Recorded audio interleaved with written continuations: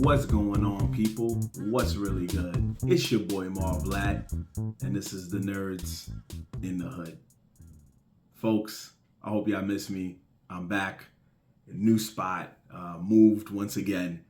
The Marv Cave is officially, for now, it's closed.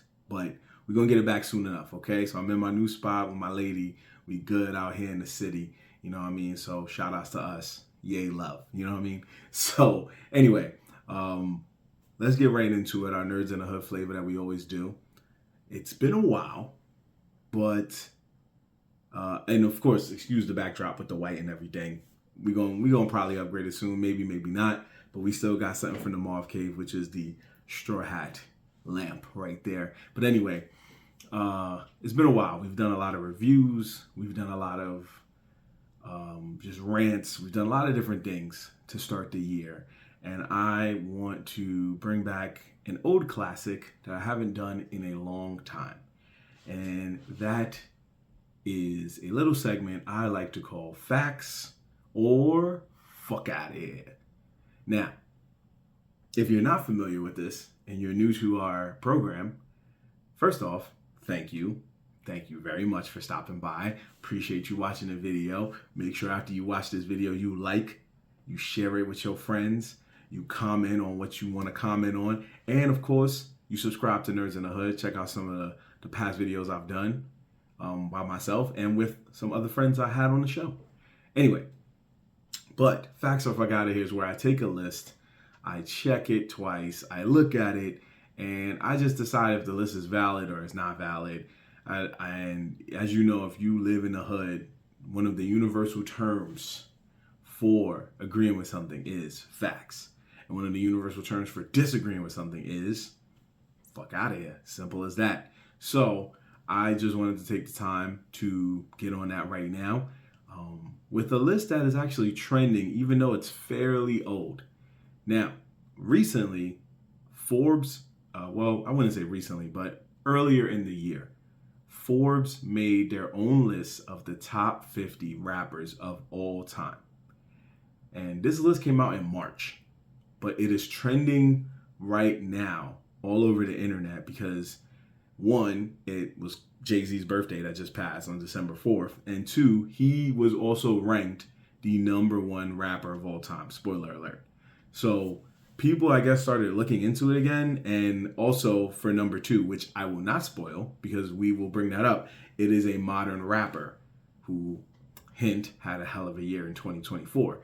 So we want to go over the top 49 rappers and then we'll end with Jay-Z, of course. I'm going to go ahead and say automatic facts for the Jay-Z one, but I'll explain that when we get to number 1. So the way we're actually going to do this is because there's 50 rappers, I'm not going to go through all 50 right now. What I am going to do is break this video into 2 different videos.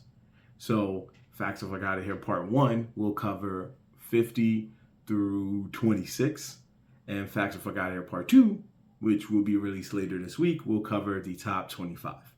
That's how we're going to do this. So what we're actually going to do is look at how Forbes broke this list down, and make sure my mic is good here. Look at how Forbes broke this list down, and then we're going to focus mainly on if the rapper deserves to be on the list, especially in this bottom 25 that we're looking at.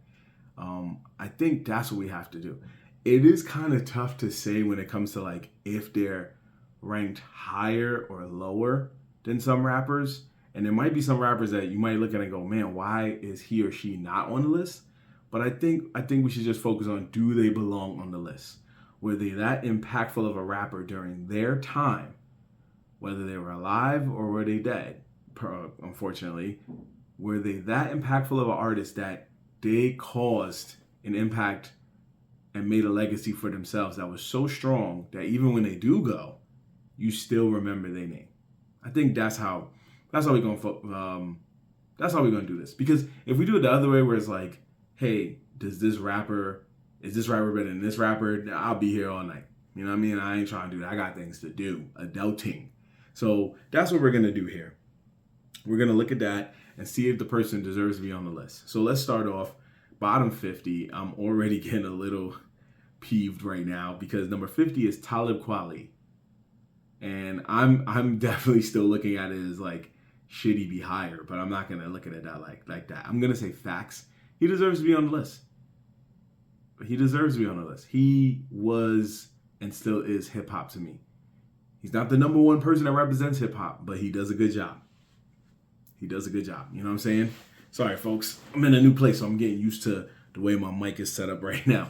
Anyway, just making sure it's good. So anyway, yeah, I think he deserves to be on the list. The contributions he did solo by himself and the contributions he did with like Black Star, with Mos Def, Hot Tech, like just a lot of different people that he's worked with.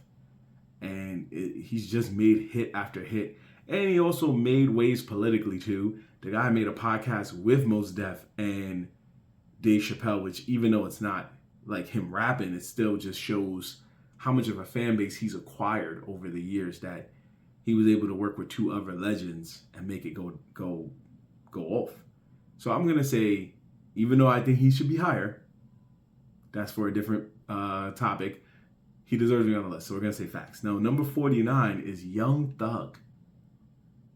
Wow, they just say Young Thug is a better rapper than Talib Kweli. That is interesting. So we're definitely not going, no disrespect to Young Thug. Glad he home, glad he aight. But they're definitely saying Young Thug lyrically is a better lyricist in this case than Talib Kweli. Or are they just trying to say, I don't know. I guess, well, we're in the trap era now, or we still are in the trap era. When you look at the trap era, there's only a few artists that really stand out amongst all the trap rappers. And he is definitely one of them. So he does deserve to be on the list. Like, when I think trap, yeah, it's usually like him, Future, Migos. Like, there's only but so many people. So I wouldn't say he's the creator, but he definitely helped make it more popular. And he does have a lot of hits, so we definitely cannot be going off of lyrics. We definitely can't be going off of lyrics. We can't. We just can't. I'm sorry. Anyway, number 48 is Cardi B.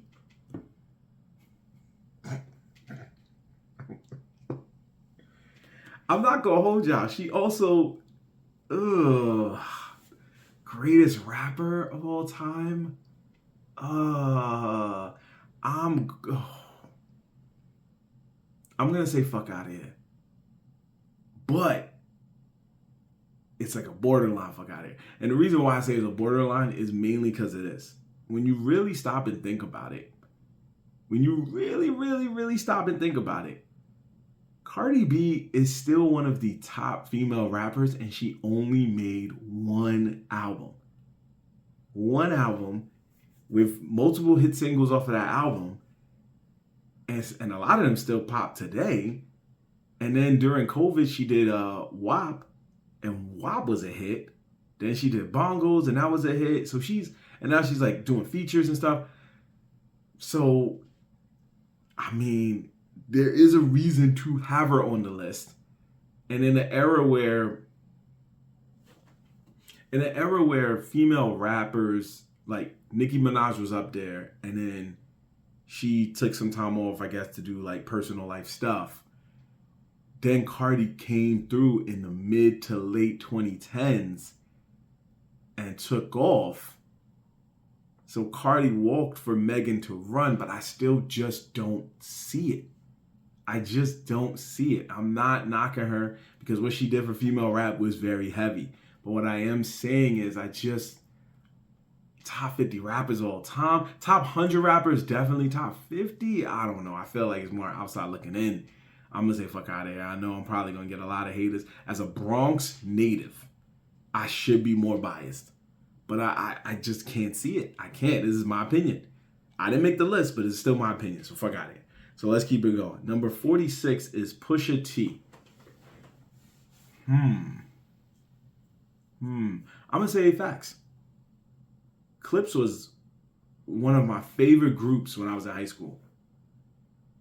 Just off the first two albums, like they was killing. Especially the first album. Lord Willin', oh man, great album. And then when he started doing his own solo thing, it was kind of like in wrestling, like when there's always that tag team and one person from the tag team just goes solo and then they become really decent at best. Like that's how I feel with him. Like to go solo and still be good and still people want to rock with you and make all of this good music with you and you are still able to deliver hits. Yeah. And he beat Drake in a battle before Kendrick did. So yeah, there is some reason to. No, actually, number 46 is Pusha T. I'm sorry. We got to do number 47. So I'm going to come back to that. But 46 is Pusha T. I'm going to say facts. 47 is Chief Keef. Excuse me, people. Chief Keef. Ooh. You know what? I don't want to be a hypocrite because I just kind of said that with Cardi B, where it's like, did she really make that big of an impact for women? So top 50 rapper of all time, I'm too old school, but I wouldn't put him up there. I would put him in top 100. But he also changed the way we looked at like the real, like gooned out music in the early 2010s. Like Sosa and Hey Being Sober, 300. I Don't Like, even that remix. Whew. He had that good run. I just don't see him being one of the top 50 rappers all the time. So I'm going to say fuck out of here. I hate to do that because I just can't. I got to be fair. If I was felt that way with Cardi, I got to do the same with Chief Keef. So all right, so we did 47, 46. Number 45, MIA. Homegirl that did Paper Planes? Top 50 rapper of all time? Better than Talib Kweli? I'm not going off of the fact that she's better than Talib Kweli, but I am going off of the fact honestly, first off, I didn't really look at her as a rapper. I looked at her more like a pop star. When Paper Planes came out, I didn't really look at it as a rap song. I thought it was a pop song. It was catchy. It was a vibe. I just didn't see it as a rap song. So if that's how they define rap, I know she got other songs. I know that's not her only song. I'm just saying, like, from a global scale, she was good. But from what I see as a rapper, like lyrics, you change the game. Your albums went like crazy with sales. Maybe I'm wrong, but I don't see that in her. So I'm gonna say once again, she should be outside looking at. She should not be in the top 50. So fuck out of here. Number 44 is Takeoff. Now this is interesting because they're not going with the Migos as a whole. They're going with the Migos separately. So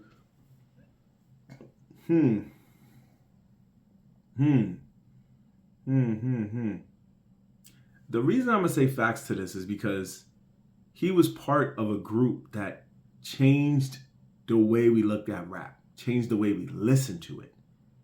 He was one of the people responsible for mumble rap.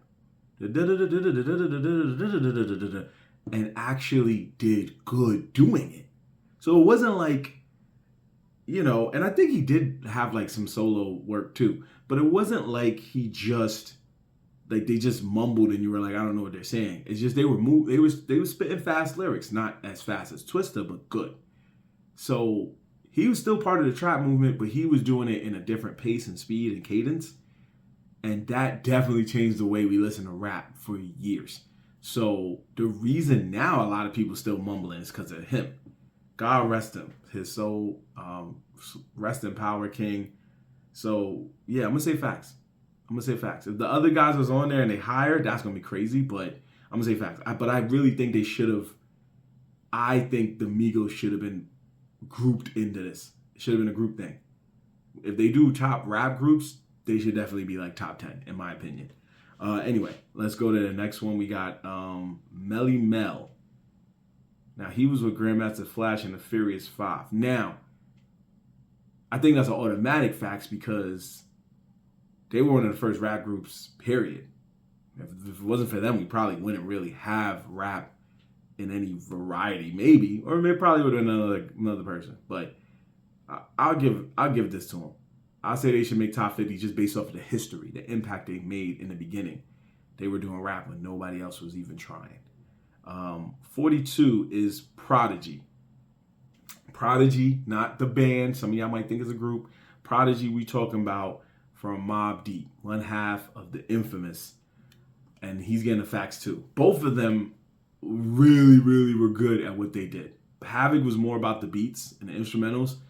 Prodigy was more about the lyrics. He was a storyteller. He was just telling you about life on the block.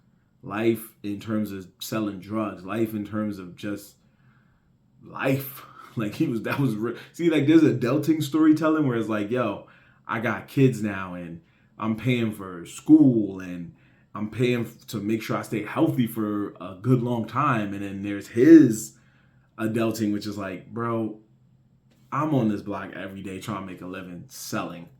And I have to worry also about not getting shot at. So, but the way he told it was dope and it was just gutter and it was what we wanted from that hood rap of the 90s and early 2000s. So, yeah, facts. He is. Also another one, rest in power. It was a while back, but rest in power. Let's see. Number 41 is Lupe Fiasco.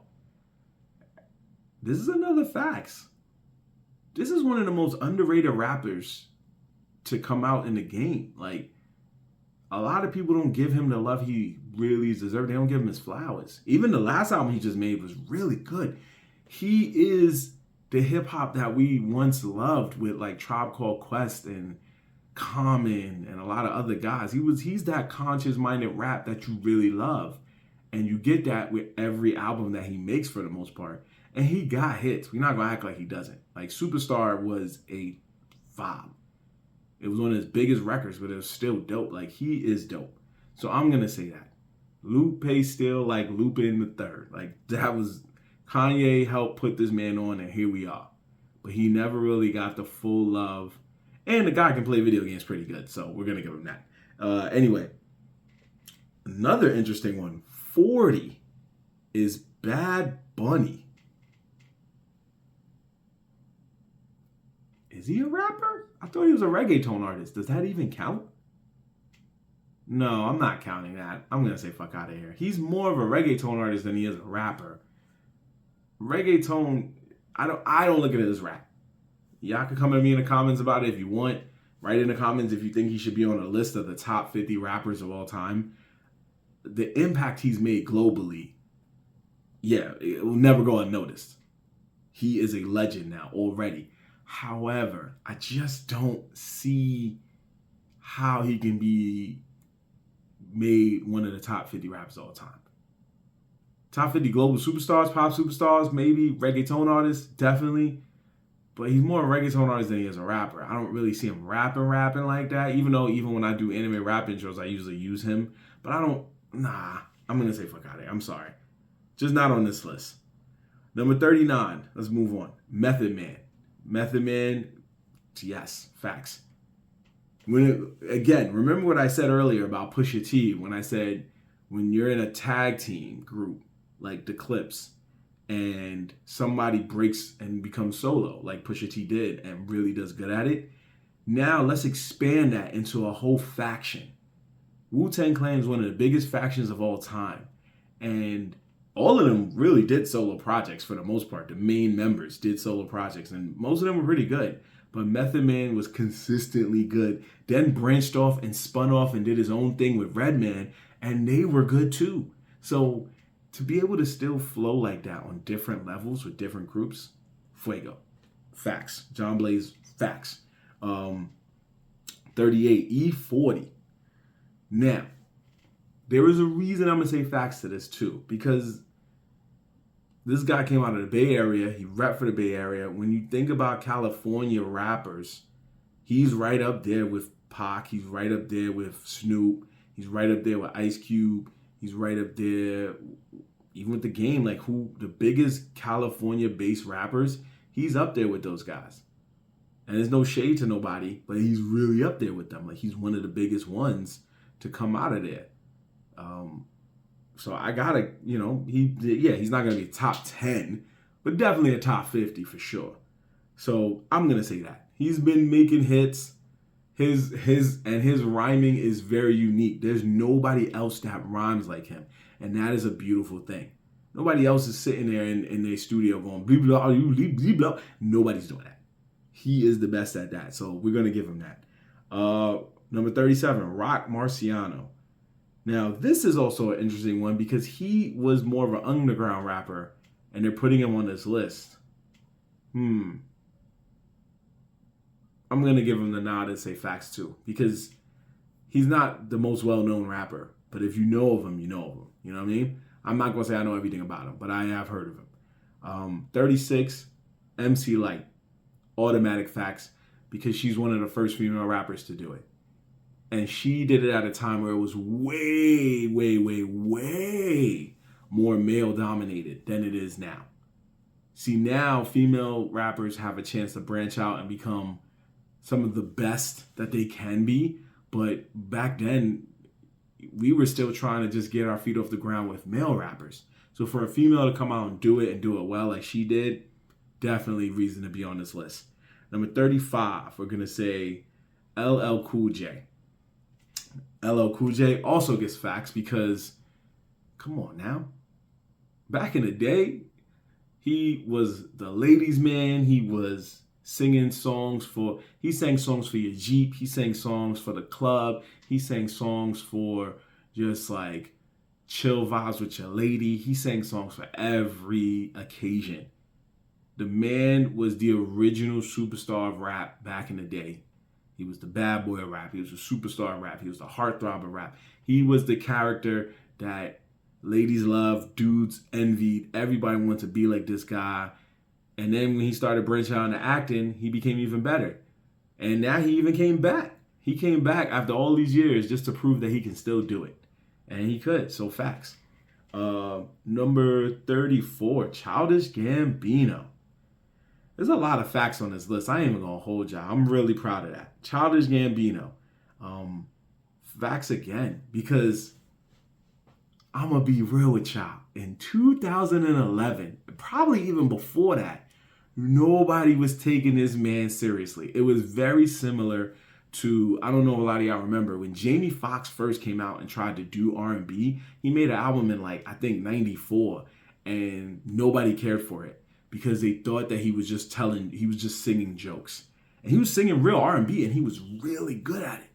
Really, really good at it. So when he came out years later after Ray, all of a sudden everybody was a believer and was like, oh, he's a really good singer. He's really good. And it's like, dude's been doing this for years. Childish Gambino was in the same boat. Because he's so funny, we automatically assume that he's going to tell jokes on this album, on all the albums he makes. And then you come to find out this guy can actually spit. He is a lyricist. He is really, really good. The music he makes, and then he proved that he can sing and he can rap. He's a dual threat. So every album I've heard from him has not disappointed. Man is a legend, and I hate the fact that he's retiring. Maybe he'll come back as just Donald Glover. Who knows? But if he's done, he will be missed. He will be missed, and he left with a really good legacy.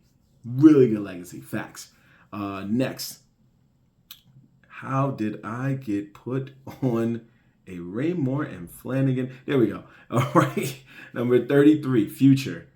Now, again, like I just said with Young Thug earlier, there are certain people when you think about trap music that just automatically come to mind, and Future is one of those people. So we're going to go ahead and say facts for this.